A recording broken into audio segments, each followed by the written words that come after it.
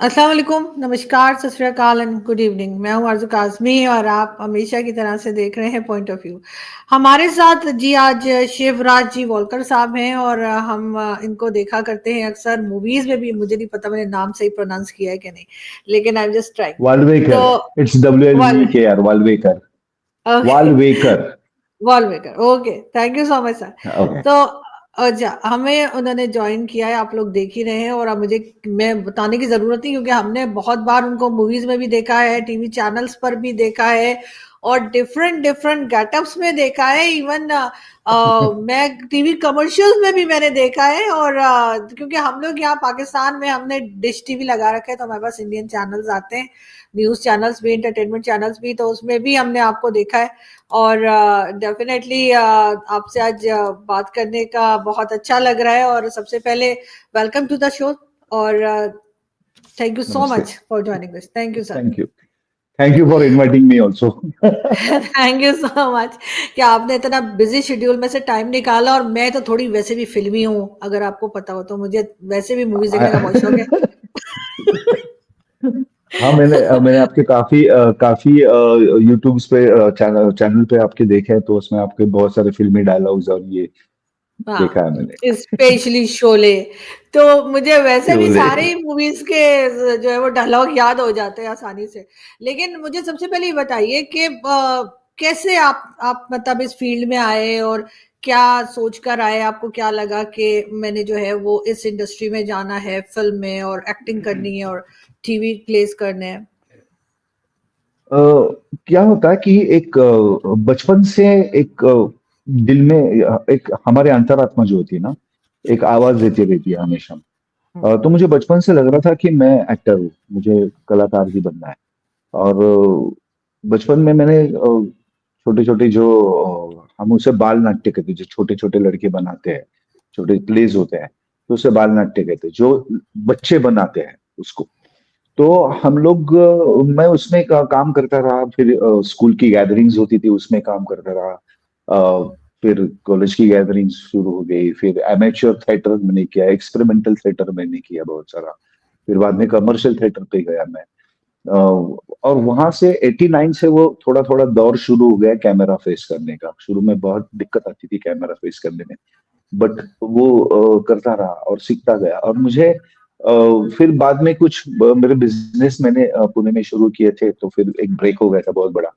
But वो जो acting का जो हम लोग उसको बोलते हैं कीड़ा, जो कीड़ा होता है, वो मुझे ऐसा शांत बैठने नहीं दे रहा था. तो फिर मैंने 2009 में मैंने डिसाइड कर लिया कि मैं इसके आगे as a full time actor मेरा करियर करूंगा, और मेरा ब्रेड एंड बटर जो भी रहेगा वो मैं एक्टिंग पे ही कमाऊंगा वो पैसा.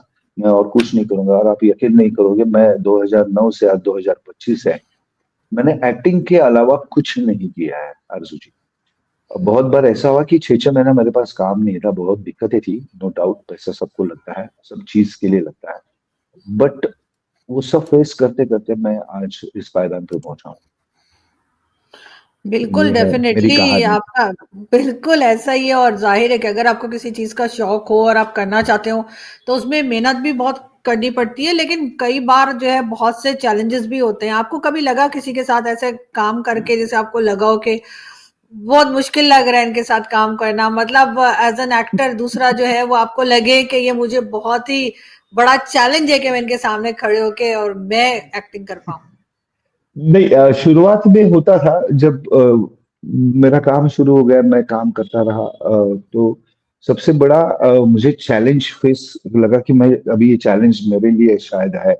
तो मैं मनोज बाजपेयी के साथ एक Budhia Singh born to run एक फिल्म कर रहा था, और उसमें मनोज जी के साथ मेरे बहुत सारे सीन है. तो जब पहले बार हम लोग आमने सामने बैठे थे और सीन कर रहे थे, तो मेरे काफी रिटेक होने शुरू हो गए, क्योंकि मैं प्रेशराइज हो गया था फ्रैंकली स्पीकिंग.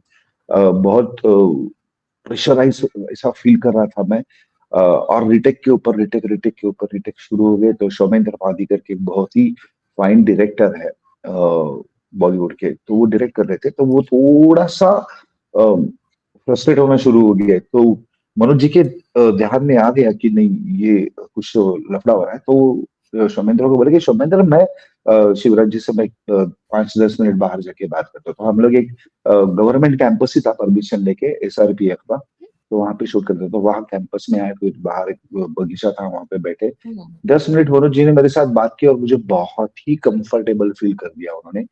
बहुत कंफर्ट जोन में लेके गए। और उसके बाद हम लोग अंदर गए, फर्स्ट डे के। और उसके बाद मुझे ऐसा कभी किसी के सामने, मैंने उसके बाद बहुत सारे बड़े बड़े स्टार्स के साथ काम किया। मैंने अक्षय जी के साथ काम किया, मैंने महेश बाबू के साथ काम किया, अमिताभ जी के साथ काम किया अभी भी। और बहुत सारे बड़े बड़े लोगों के साथ अभी तो रेगुलर कर ही रहा हूँ मैं काम। बट उसके बाद मुझे ऐसा कभी फील नहीं हुआ कि मैं प्रेशराइज हो रहा हूँ और ये रहा वो। अभी हो गया, बन चुका है अभी, ये वाली चीज है। बिल्कुल, जैसे बच्चन साहब की आपने बात की, बच्चन साहब तो खैर हैं भी हमारी साइड के ना, मतलब प्रयागराज के, हम भी प्रयागराज से हैं, तो हम तो हाँ, समझते आई हैं कि नो वो दैट। तो बिल्कुल, तो आप बच्चन साहब आप तो हमारी आप आरजू जी, आप आ जाओ, आप शिफ्ट हो जाओ, क्योंकि मैंने बहुत बार सुना है कि वो, शायद मैंने वो देखा था भी, कोई एक जो मूल पाकिस्तानी है, बट अभी कहीं किसी और कंट्री में वो बस गए, तो थोड़े से ओल्ड एज है। तो वो आए थे, तो आपने उनकी मिट्टी भी मंगाई थी ना उनसे, कुछ ऐसा कुछ किया था आपके जी, प्रयागराज जी, की जी, जी, देव जी। टीम। तारड़ साहब की आप बात कर रहे हैं। नहीं, मैं विजिट तो डेफिनेटली होपफुली कभी ना कभी करेंगे, लेकिन वैसे मैं कह रही थी कि प्रयागराज से बच्चन साहब भी हैं, तो बच्चन साहब के साथ काम करना कैसा हाँ, लगा आपको? बच्चन साहब के साथ काम करना, मैंने उनके साथ एक फिल्म की थी पहले 89 में, मैं आजाद हूँ करके। एक बहुत ही हम्म। बढ़िया फिल्म थी उनकी। तो उसमें मैंने काम किया था। उनके साथ मेरे 2 सीन थे, बट वो एडिट में कट गए एज यूजुअल। तो उसके बाद मैंने ब्रह्मास्त्र में उनके साथ सिल्वर स्क्रीन शेयर किया। और मैंने उनको बताया कि सर मैं ऐसे था उसके, और उसमें मेरी खाली पीठ दिखी है। मैं आजाद हूँ में एक जगह मुझे पता है कि मैं यहाँ हूँ, और मेरी पीठ दिखी है, बाकी मैं कुछ दिखा नहीं हूँ वो फिल्म में। और फिर कम से कम मेरे ख्याल से 35 साल के बाद मैंने उनके साथ सिल्वर स्क्रीन शेयर किया। वो बहुत ही मेरे लिए रोंगटे खड़े हुए करने वाला एक सिचुएशन था। और उनके साथ काम करना एक ऐसी चीज है कि आप बस उनकी तरफ खींची चले जाते हो। He is a magnet, he is a magnet. हम लोग 4 दिन एक साथ काम कर रहे थे, और कंटिन्यूअसली मैं बस उनको देखते ही जा रहा था। और फिर बाद में मुझे भी पता चल रहा था कि यार शिवराज कितना देखेगा यार एक आदमी की तरफ, उसको एम्बेरस फील हो सकता है ना। उनको तो नहीं होता, वो बात अलग है, क्योंकि उनको आदत ही है।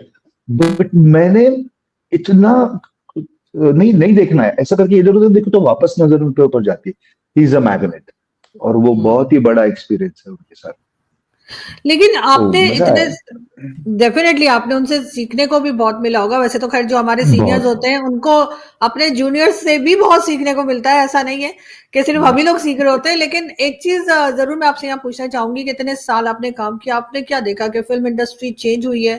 पहले जैसे हम लोग देखते थे ना कि जो सिनेमा था 90s का और उसके बाद का, तो बहुत ज्यादा एक ग्लोरीफाई किया जाता था, बहुत ज्यादा तारीफ होती थी। अभी मैंने देखा थोड़ा लोग वो बॉलीवुड को लेकर बहुत नेगेटिव थॉट के साथ भी आने लगे हैं, और बहुत, हम लोग नहीं, इनफैक्ट आपकी अपनी कंट्री में से बहुत बॉलीवुड के अगेंस्ट जो है मैं देखती हूँ कि बात की जाती है, जबकि बहुत बड़ी इंडस्ट्री है, बहुत कमा के भी कंट्री को देती है, और जाहिर है कि लोग देखते हैं, बहुत पसंद भी करते हैं। तो ये चेंज कुछ फील किया आपने? एक्चुअली मैं बताऊं तो ये मैं कितना लगातार, मैं अभी 16 साल हो गया मैं इंडस्ट्री में, बॉलीवुड में काम कर रहा हूँ। तो मुझे, हम लोग जब काम करते हैं, तो वहां पे हर किस्म के लोग होते हैं, हर धर्म के लोग हैं, हर जाति के लोग हैं, सब इकट्ठा काम करते हैं। तो मुझे वहां पे कभी ऐसा फील नहीं हुआ कि कुछ मैं ये अलग फील हो रहा है कि अभी कुछ वहां पे नहीं, इससे बात नहीं करना, ये नहीं करना, कि नहीं, वो वाला फील काम करते समय बिल्कुल नहीं हो रहा है। अभी बाकी का जो पॉलिटिक्स और ये सब चल रहा है, तो वो उसके बारे में ना बोले तो उचित है मेरे लिए, आई थिंक। लेकिन पहले के मुकाबले में अभी मूवीज जो है ज्यादा रियलिस्टिक नहीं बनती हैं। पहले, मतलब अगर हम लोग हाँ, देखें पहले 70s में और उसमें, तो वो एकदम से कहीं पहुंच जाते थे, और कुछ भी 500 बंदों को एक साथ मार लिया। तो वो अब ऐसा नहीं होता। अब लगता है हीरो खुद भी पिट जाता है। तो थोड़ी स्टोरी नहीं लाइन जो है आपको लगती है ऐसे रियलिस्टिक हुई है? ऐसे नहीं है, ऐसे नहीं है। साउथ की जो फिल्में होती है टॉलीवुड की, वो आज भी ऐसे होता है कि एक बंदा 100 लोगों को पीट रहा है, बहुत कुत्ते की तरह पीट रहा है, और उसने खाली एक पैर भी ऐसा धपक कर दिया है जमीन पर, तो पूरे क्रैक्स निकलते हैं और 2-2 माइल तक चले जाते हैं। वो सब साउथ में हाँ, आज भी होता है। बॉलीवुड में नहीं होता है। बॉलीवुड में थोड़ा सा आपकी बात सही है कि एक रियलिस्टिक जो जोन है वो आ रहा है।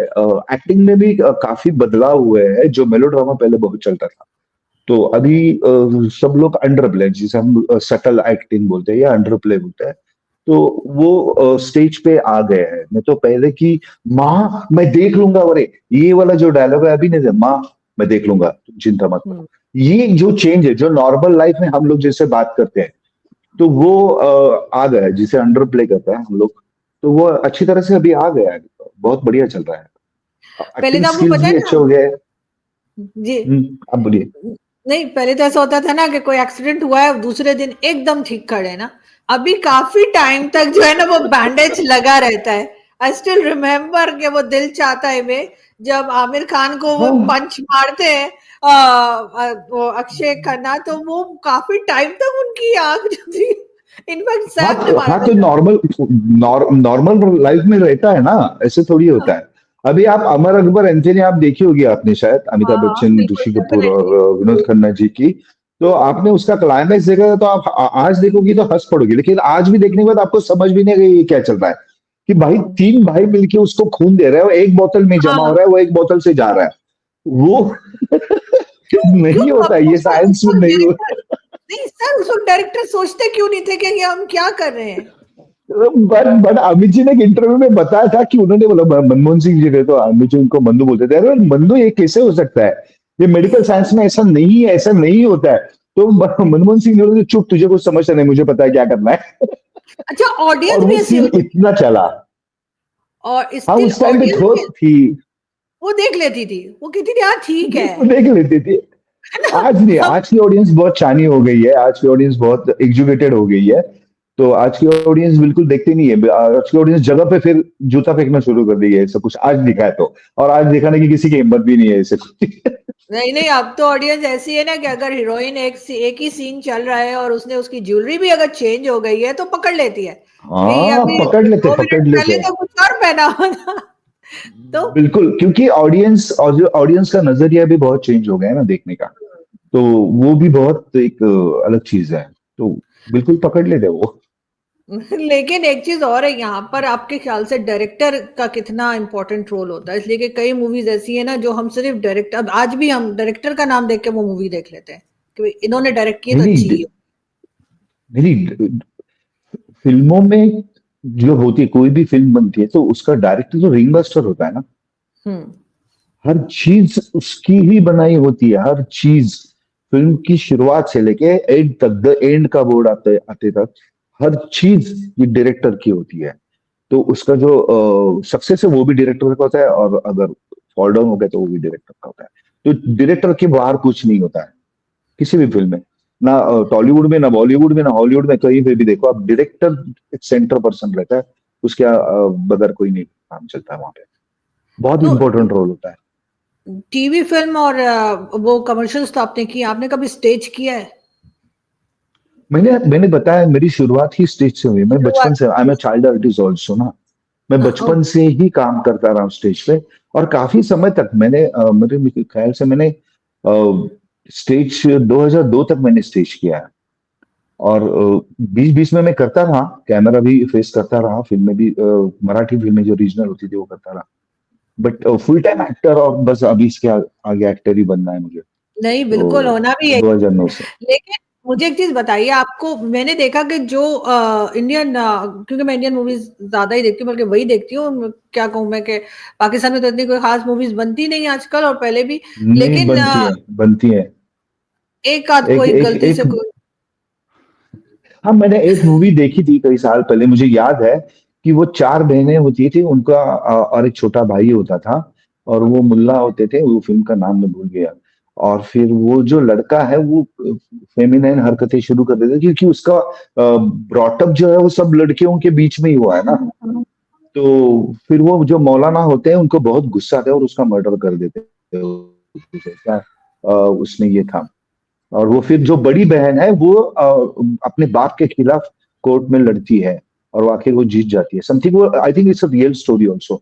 मैंने वो मूवी देखी और मुझे बहुत अच्छी लगी, बहुत बढ़िया मूवी बना। लेकिन बहुत कम बनती है पाकिस्तान में मूवीज, तो मैंने एक आधी देखी है, कोई खास मैंने देखी नहीं, क्योंकि अब बहुत कम, पहले शायद हमारी फिल्म इंडस्ट्री फिर भी मूवीज बनाया करती थी, उसके बाद एक टाइम ऐसा आया कि बिल्कुल ही ऑलमोस्ट खत्म ही हो गई एक तरह से। आई लेकिन नो नहीं, मैंने आपका अभी बीच में देखा वो चांद टीवी सीरियल में चांद का टुकड़ा तोड़ के लाते हैं और वो लेके आता है। मैंने एक पाकिस्तानी सीरियल ऐसे बीच में एक एपिसोड देख रहा था, तो वो लड़की बोलती है अगर मेरे से शादी, मैं उससे शादी करूंगी जो चांद का टुकड़ा मेरे लिए लेके आएगा। और ये बंदा यहाँ से रोप डालता है कि ऐसा जगवाता और रोप, और फिर कार भी लेके चला जाता है और टुकड़ा लेके आता है चांद से, और वो शादी कर देती ये है। इतना ये ऐसी ये ऐसे इतना भी इंडिया में बनती नहीं है। चलता है। ये भी हाँ। शायद वही, वो आपके जो साउथ की जो मूवीज होती है शायद उससे इम्प्रेस होकर बनाया होगा। नहीं नहीं नहीं, लेकिन साउथ वाले भी ये डेयरिंग नहीं करेंगे कि चांद का टुकड़ा नहीं, लाने की कोशिश नहीं मैंने करेंगे, पक्का देखा था कि पक्का। वो बाईपास कर रहे थे, मतलब हार्ट सर्जरी कर रहे थे, और पता नहीं किधर से वो हार्ट निकल कर हाँ घूम हाँ घूम के हाँ घूम हाँ घूम के, हाँ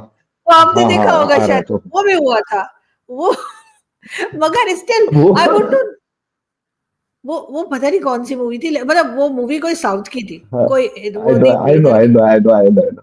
और वो धक धक करते हाथ हाथ में लेके आ रहा है, हाँ, कुछ भी चल रहा था वो। कुछ भी आई नो चल आई रहा है, नो। बिल्कुल। अच्छा, ऑडियंस भी देख रही होती है, क्योंकि ऑडियंस आजकल आई फील नहीं, के साउथ का जो ऑडियंस है ना उनका टेस्ट ही अलग है। एक तो साउथ का ऑडियंस है ना, वो जो हीरो रहता है वहां पे हीरोइन ज्यादा नहीं, इतनी ज्यादा नहीं चलती जितने हीरो चलते हैं।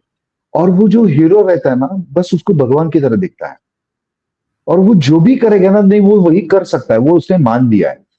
तो वो साउथ का ऑडियंस का जो टेस्ट है ना, वो थोड़ा सा अलग टेस्ट है। और वो क्या, और क्या होता है कि जैसे ऑडियंस देखना चाहता है वैसे मूवी मेकर फिल्म बनाएंगे, तो वो बनाते हैं। फिर हाँ, रजनीकांत ऑफ जैसे कोर्स। फिर वो मुंह मुंह से गोली मारेगा, सब कुछ भी कर सकते हैं। हाँ, वो ऐसे करके ग्लासेस जब पहनते थे ऐसे रजनीकांत, आई जस्ट लव हाँ इट, हाँ कि वो हाँ। कैसे करते थे, हम लोगों को इतना मजा आता था, हम लोग कहते थे कितना मजा आ रहा है ऐसा करके। और जो वो सिगरेट एकदम यूं करके उनकी जो है वो सिगरेट हाँ, जल ऐसे जाती करके थी। बेटा, और ऐसे मैचेस मैचेस की स्टिक कहीं ऊपर फेंकेंगे और वहां से जल के आएंगे, कुछ भी हाँ, करते थे। तो वो, मगर वो उनका ग्लासेस पहनने का स्टाइल तो बहुत अच्छा लगता था। लेकिन एक चीज जरूर मैं आपसे यहाँ पे पूछना चाह रही थी, ये कि जो लोग स्टेज से फिर बाकी आगे आते हैं टेलीविजन में या मूवीज में, फील ये किया गया है कि वो ज्यादा बेहतर या ज्यादा बेटर एक्टर होते हैं। ऐसी क्या, मतलब स्टेज में ऐसी क्या चीजें आप समझते हैं जिसकी वजह से वो हमें, जिस भी एक्टर से पूछे या देखें जो हमें बहुत अच्छी जिसकी एक्टिंग लगती हो, तो पता लगता है जी स्टेज से आए। नहीं, बेसिक क्या होता है कि आप अगर बचपन से स्टेज कर रहे हो, मतलब स्टेज कर रहे हो, तो स्टेज के कुछ कायदे कुछ कानून है उसके लिए, वहां पे नियम है। तो वहां पे बहुत सारी चीजें अगर आप नए हो तो आपको सिखाई जाती है, क्योंकि आप एक महीना महीना दो दो महीना हम लोग रिहर्सल्स करते हैं उसकी। तो वो रिहर्सल्स में इतना आदमी तैयार करते हैं वो लोग। फिर उसमें जो सीखने वाला जिसको चाहत है, जिसने आगे बढ़ना है, तो अपने आप सीख जाता है। तो एक परकाया प्रवेश होता है, मीन्स आप वो कैरेक्टर में घुल मिल जाना। आप अगर आपको एक कैरेक्टर दिया है, तो अगर मुझे कोई कैरेक्टर दिया तो I am not Shivraj Walekar at that time ना, तो मैं वो कैरेक्टर प्ले कर रहा हूँ। तो फिर वो कैरेक्टर कैसे बात करेगा, उसकी बैकग्राउंड क्या है, हम वो उसका होमवर्क होता था। फिर आवाज के ऊपर बहुत मेहनत लेनी पड़ती थी, क्योंकि अभी तो बहुत अच्छे अच्छे माइक्स और सिस्टम, जो टेक्नोलॉजी बहुत अच्छी तरह हुई, लेकिन उस टाइम ऐसे स्टैंड पे 3 माइक बीच में खड़े कर देते हैं स्टेज में, और आपको बोलना है, उसके ऊपर जितना मिलेगा लास्ट लाइन तक पहुंचना है, बस दैट्स इट। आपको वो करना है। तो आपका जो आवाज है उसके ऊपर मेहनत करनी पड़ती है, आपका प्रोजेक्शन, आपका डिक्शन, बहुत सारी चीजों पे काम करना पड़ता है। और एक बार वो आप उसमें घुल मिल गए ना आरजू जी, तो बाकी चीजें वैसे आसान है, बट बहुत मुश्किल भी है। हम लोगों को अभी आसान लगती है क्योंकि हम लोग अभी बन चुके हैं उसमें। हाँ, तो आप बिल्कुल, अभी क्योंकि बोलो कुछ ये करना है तो रीटेक्स वगैरह का क्योंकि नहीं होता ना स्टेज पे, तो बस आपने परफॉर्मेंस करनी है, सामने ऑडियंस बैठी है, उसको फेस हाँ, करना है। स्टेज पे रिटेक नहीं, शो मस्ट गो ऑन वहां पे होता है। कुछ आपसे चूक भी हो गई तो आपको आगे निकलना है, वहां पे रुकना नहीं है। और कैसे आगे निकलना है, वो आप और आपके को आर्टिस्ट जो भी उस टाइम स्टेज पे वो संभाल लेते हैं। होता है, मेरे मेरे बारे में भी हुआ है इससे। मैं तो 3 पन्ने आगे निकल गया था। हम्म। तो मैंने फिर तो वो जो सूत्रधार था लाइंस भी उसने याद संभाल लिया, रखनी वो पड़ती है वापस ना, लेके आया। लाइंस भी आपको बहुत वो ज्यादा स्टेज पे याद रखनी पड़ती है। स्टेज पे, हाँ स्टेज पे अगर आप कोई ये कर रहे हो, ड्रामा कर रहे हो, तो वो पूरा ड्रामा, ये डायलॉग मेरा नहीं, मैं याद करूंगा, ऐसे नहीं होता है। आपको सब लोगों के डायलॉग्स याद करने पड़ते हैं। उसके लिए एक कारण भी है कि आपको वो पूरा फ्लो पता चल जाता है, आपको पूरा ड्रामा पिटपैट होना चाहिए। और दूसरी बार ऐसे थी कि आप कहीं दूसरे गांव पे गए हो, दूसरी जगह पे शो करने के लिए गए, और किसी एक्टर को कुछ प्रॉब्लम हो गया, तो बाकी के 2-4 लोग रेडी होने चाहिए वहां पे। तो इसलिए सब लोगों को सब ये होना, पिटपैट होना चाहिए, याद होना चाहिए, दैट्स इट। बहुत वो से लोगों ये को होता है, नियम होता है। बहुत से लोगों को ये नहीं पता कि जब मैंने अपना मास्टर्स कर लिया था ना ग्रेजुएशन का, तो फिर थोड़े दिन मैंने मीडिया में तो मैं काम कर ही रही थी, लेकिन मुझे किसी ने कहा कि चलो टीवी पे भी वो स्किट्स वगैरह बन रहे हैं, प्ले बन रहा है कोई, तो तुम उसमें कर लो। तो मैं हम्म। चली गई, लेकिन मैंने देखा कि वो उसी टाइम स्क्रिप्ट देते थे जिस वक्त हम गए ना रिकॉर्डिंग के लिए। तो मेरे से तो किसी तरीके से मुझे याद नहीं होते थे डायलॉग। तो मैं बड़ा रोई, लेकिन मेरे साथ डायरेक्टर साहब मेरे से भी ज्यादा रोए। तो बाद में जब वो पूरा हो गया तो उन्होंने मुझे कहा, बेटा कुछ भी करना, तुम एक्टिंग मत करना, तुम्हारे से नहीं होगा। तो वो, लेकिन आपके क्या, आपके अभी लास्ट मिनट में स्क्रिप्ट पकड़ाते हैं। हालांकि मुझे अगर स्क्रिप्ट पहले मिल जाता, वो नहीं फारूक नहीं, कैसर शुरू साहब एक शुरू में। हमारे बहुत बड़ा नाम है, फारूक कैसर साहब का, वो थे। और उन्होंने खैर वो लास्ट मिनट तक बेचारे जो है मुझे यही कहते रहे कि नहीं नहीं तुम बहुत अच्छा कर रही हो। हालांकि मुझे पता था, मैंने उनको रुला के रख दिया। लेकिन वो, मैं अब यूट्यूब पे वो उस स्किट्स के ना, मैं यूट्यूब पे है, लेकिन मैं किसी को बताती भी नहीं कि कोई देखेगा तो मुझे लोग सर प्लीज पकड़ लिंक, के बैठ। लिंक लिंक मुझे लिंक भेज देना। अच्छा, आई वुड कई लव टू सी कई दैट। कई जगह पे पता है क्या हुआ, वो स्किट्स क्योंकि बनते थे ना छोटे छोटे, फिर उसको वो एक शो की शक्ल दिया करते थे। तो कई बार ऐसा हुआ कि उन्होंने कहा, बेटा तुम्हारे से ना डायलॉग याद नहीं होंगे, तुम ऐसा करो, तुम बस चुप करके ना, वो जैसे रेस्टोरेंट दिखाना है ना, वहां पे सब चाय पी रहे हैं, तो मैं भी बैठ के चाय पी रही। And my mother was super excited ना कि मेरी बेटी अभी टीवी पर आएगी, और वो टीवी पे क्या आ क्या रही है, बात बेटी है। बैठ कर आप चाय पी रही है। तो मेरा जो है ना वो इस किस्म का काम होता था। तो आप लोगों को स्क्रिप्ट ये मिलता है पहले से या नहीं? नहीं, पहले क्या होता था कि हम लोगों को स्क्रिप्ट नहीं मिलता था, हम लोग जाते थे वहां पे, मेकअप और सब शुरू हो गया, तो वो एक असिस्टेंट डायरेक्टर आता था और ऐसे रख के आता, सर ये आपका सीन है, और फिर और आपके पास 10 मिनट है, ऐसे भी बोलता था। और फिर 10 मिनट, फिर 10 मिनट में वो कितने हमारे डायलॉग जो भी है वो पूरा याद करना होता है। और हाँ, अभी वो, आई हैव गुड मेमोरी, मेरी मेमोरी भी अच्छी खासी है, मुझे याद एकदम इमीडिएट हो जाता है। बट बहुत सारे लोगों को प्रॉब्लम्स होती है। नहीं आणि होता है ऐसा। अभी अभी अभी अभी ऐसा हो गया कि अभी थोड़ा सा नाम बन रहा है, थोड़ा सा औहदा बढ़ गया है, तो फिर पहले स्क्रिप्ट आ जाता है पूरा का पूरा, कोई फिल्म है तो पूरा का पूरा बाउंडेड स्क्रिप्ट मिल जाता है कि पूरा सीन, पूरी फिल्म जो लिखी हुई है वो आ जाती है, तो हम लोग उसके ऊपर होमवर्क करते हैं, वो अच्छा रहता है थोड़ा पहले अच्छा मिल रहता जाना। है। बट सर मैं कभी कभी होता है, कभी कभी आज भी होता है कि सर ये दिस इज योर सीन, हाँ, और वो फिर उसका पूरा रेफरेंस लेके उसका होमवर्क करके क्या करना है, क्या वो करना पड़ता है। फिर ऑन सेट जाने के बाद डायरेक्टर के साथ 1-2 मिनट का डिस्कशन काफी हो जाता है, तो फिर हम लोग तैयार हो जाते हैं उसके नहीं, मेरा ख्याल है पहले से स्क्रिप्ट होना चाहिए, खासतौर पे नए लोग। मुझे तो, मैं उसी वक्त जाती थी, उसी वक्त स्क्रिप्ट देख के, और वो इतना लंबा 2-3 पेज का होता था, कहते थे याद करो। मुझे तो, मेरी मेमोरी तो लिए। सर ऐसी है, नहीं मैं लोगों से लड़ती हूँ और मुझे 2 मंथ के बाद याद भी नहीं रहता मैं इनसे लड़ी क्यों थी। मुझे सिर्फ ये याद होता है, हाँ मैं लड़ी थी, मगर मुझे वो रीजन भी नहीं याद आ रहा होता हुआ क्या था। मैं उन्हीं से पूछती हूँ जिनसे लड़ी होती हूँ ना, क्या हुआ था। तो फिर, जी। एक बार ऐसे हुआ था, एक मराठी सीरियल आने शुरू होने वाली थी, बाजीराव मस्तानी करके, और उसमें एक छोटा सा रोल था, एक किरदार, और मेरा स्ट्रगलिंग पीरियड भी था, 2010-2011 की बात है, मुझे याद है। तो मैं जब ऑडिशन के लिए उन्होंने बुलाया, तो मैं ऑडिशन के लिए गया, तो इन्होंने वो एक बड़ा वाला पेज, पूरा डायलॉग, पूरा पेज डायलॉग, मेरे ख्याल से 12 या 13 का फॉन्ट रहेगा, उससे ज्यादा भी नहीं रहेगा, और पूरा का पूरा कम से कम मेरे ख्याल से वो 5, 4.5, 5 मिनट का ये था पूरा। तो मैंने, तो उसने दिया मेरे को, मैं बोला भाई ठीक है। मुझे 10 मिनट मिलेगा, तो हाँ 10 मिनट दे दिए। तो बोले वो हॉल में जाके बैठो, वहां पे बहुत सारे लोग हैं। तो हॉल में गया तो सब लोगों को उसने वही दिया था, डायलॉग्स, ऑडिशन के लिए। मैंने बोला यहाँ तो नहीं हो पाएगा। मैं थोड़ा दूसरी लॉबी में एक जगह पे, शांत जगह पे गया, 10 मिनट में मेरा हो गया। और फिर मैंने बोला कि मैं रेडी हूँ। तो बोला सच्ची रिटेक नहीं होगा? बोला बिल्कुल नहीं होगा। फिर मैंने उसको वो ऑडिशन दिया, कहीं पे भी रुका नहीं, इट्स क्लियर ऑडिशन। फिर मैंने बोला मैं और अलग तरीके से ऑडिशन, मैंने उसको 6 अलग अलग जॉनर में सेम डायलॉग्स लेके 10 मिनट के अंदर मैंने 6 अलग अलग जॉनर में उसको ऑडिशन दिया। तो वो बोला कि भाई ये तो लोगों ने, आप पौना घंटा 1 घंटा हो गया, एक भी आदमी सामने नहीं आ रहा है, और आप 10 मिनट में 6 अलग अलग कर रहे हो। बोले यही होता है, दिस इज एक्टर। क्योंकि एक्टर एक पैदाशी एक्टर होता है, एक्टर बनते नहीं है, एक्टर पैदाशी होते हैं। ऐसे ये ही मेरा ये है।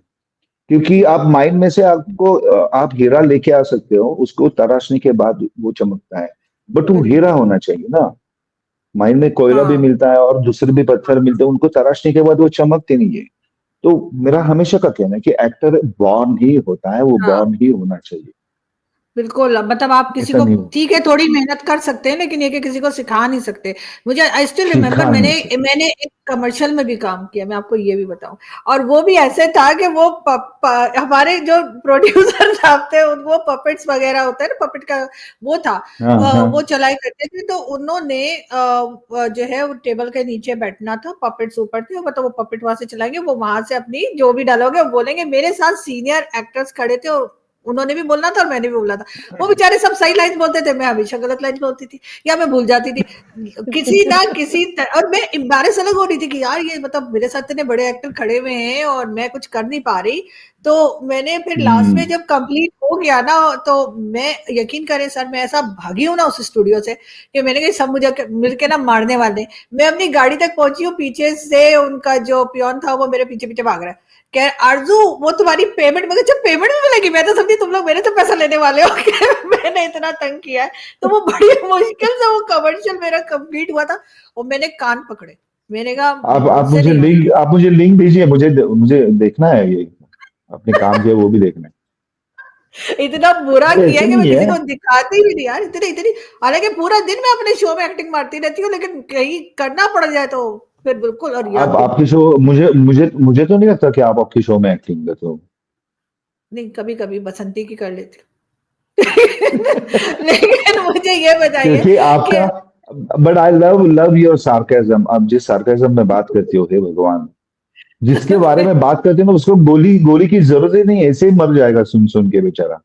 इतना सारे सार्केज्म नहीं, होता थैंक यू सो है। मच। लेकिन मुझे ये जरूर बताइए लास्ट में कि पाकिस्तानी एक्टर्स भी जाते हैं अक्सर इंडियन मूवीज में काम करने के लिए। आपको लगता है कि उससे कोई रिलेशंस में कोई बेहतरी आ सकती है, या आपको लगता है नहीं बस ठीक है, जैसे बाकी कहीं से आ गए, किसी और कंट्री से आ गए, ऐसे पाकिस्तान से भी आ गए? That's it.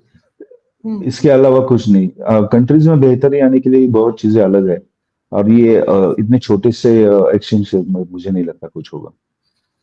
आई डोंट लेकिन थिंक आपको सो। लगता है कि काम करना चाहिए दोनों इंडस्ट्रीज को साथ में? डू यू फील कि आपको लगता है नहीं बस ठीक है हम बिल्कुल लोग करना काफी हैं? चाहिए, बिल्कुल करना चाहिए, बिल्कुल करना चाहिए, क्योंकि सच में बहुत ही टैलेंट है पाकिस्तान में। एज एन कल्चरल, इसके में जो एक्टिंग, सिंगिंग, और राहत फतेह अली खान जो मेरे सबसे पसंदीदा गायक है, मैं मिस कर रहा हूँ उनको, क्योंकि आजकल वो गा नहीं रही है बॉलीवुड में। तो बहुत ही बढ़िया उनकी आवाज है, और क्या गाते हैं वो। उनके, मैं निकलता हूँ कार लेके, तब उनके मेरे साथ, हमें एक मेरा एल्बम है पूरा राहत फतेह, राहत साहब हम्म। का, वो बजता रहता है। बहुत बहुत बहुत बेहतरीन। ऐसा ऐसा अब आज की तारीख में मुझे नहीं लगता इतना उम्दा कोई गायक हम्म। इंडस्ट्री में। बहुत बढ़िया। बिल्कुल जाहिर है कि, और वैसे तो खैर आपके यहाँ भी बहुत अच्छे अच्छे सिंगर्स जो हैं वो आए हैं, जो कि पाकिस्तान में बहुत फेमस है। सोनू निगम जो है, जिनके साथ आपकी सोनू फोटो भी निगम। है, सोनू निगम बहुत पसंद है मुझे। हाँ हाँ लेकिन हाँ। क्या जबरदस्त, वो रफी साहब के गाने तो बहुत ही खूबसूरत गाते हैं वो। उनकी आवाज जो है सोनू निगम जी की बहुत अच्छी है। He is a very versatile actor. आप उनका गाना सुन लेना, तन्हाई, दिल हाँ चाहता हमें, जो तन्हाई करके गाना है, आप ये सुन लेना। अगर सच्चे दिल से सुनोगे ना, बहुत तो आपकी आंखों में आंसू आने ही है आपके। इतना एग्जैक्टली। वो गाना उन्होंने बहुत खूबसूरत और गाया। एक उनका तन्हाई, और एक अभी भगवान है कहाँ रे तू, जो उन्होंने उसमें पीके में जो गाया, या बहुत खूबसूरत, पीके में वेरी जो है ब्यूटीफुल बहुत खूबसूरत, पीके बहुत में बहुत। बिल्कुल। आपकी सर अभी आने वाली कौन सी मूवीज है? अभी मेरी मूवीज नहीं है, अभी मेरा ओटीटी पे काफी काम चल रहा है। अभी ऑपरेशन सफेद सागर करके एक वेब सीरीज आ रही है, मिसेस देशपांडे करके एक वेब सीरीज, दलदल करके आ रही है, डायनेस्टी करके आ रही है रवीना टंडन के साथ। और राइट। एक मेरा टीवी शो आएगा, बहुत बढ़िया टीवी शो है, तो थोड़ा सा गुलदस्ता है वो, बाद में बताऊंगा। और कुछ फिल्मों के बारे में बात चल रही है, मराठी रीजनल के बारे में आप लोगों को ज्यादा पता नहीं होगा, रीजनल का भी काफी काम है मेरा। जी। तो वो भी आ रहा है, एक तीन चार चार फिल्में शूट हो चुकी है ऑलरेडी। और चल रहा है काम, भागदौड़ चल रही है, स्ट्रगल चल रहा है, नहीं हमको तो स्ट्रगल करना पड़ता है, काम ढूंढना नहीं, पड़ता है वो हम लोगों को। सभी को करना पड़ता है, स्ट्रगल सभी कर रहे हैं अपनी अपनी जगह। हम लोग भी स्ट्रगल कर रहे होते हैं, और हम भी जिस तरीके से काम कर रहे होते हैं सर, वो भी स्ट्रगल ही है। और आपको तो ऐसा भी नहीं है कि कोई आपको उठा के ले जाएगा, हमारे यहाँ तो उठा उठा के भी ले जाते हैं, आपको पता है हमारी एजेंसी वाले तो। इसलिए हमें थोड़ा सा संभल के काम करना पड़ता है। हाँ, लेकिन बहुत अच्छा लगा आपसे बात करके, और सेम बहुत हमें यार, यकीन है कि हम दोबारा फिर मिलेंगे, और कोई आपकी नई मूवी पक्का या पक्का। जो भी मूवीज है वो भी हम उस पर भी डिस्कशन करेंगे। Thank you so much for क्यों नहीं, ज्वाइनिंग द बिल्कुल शो। बिल्कुल, thank you very much, thank you for calling, thank you, Thank you, sir. Thank धन्यवाद। you.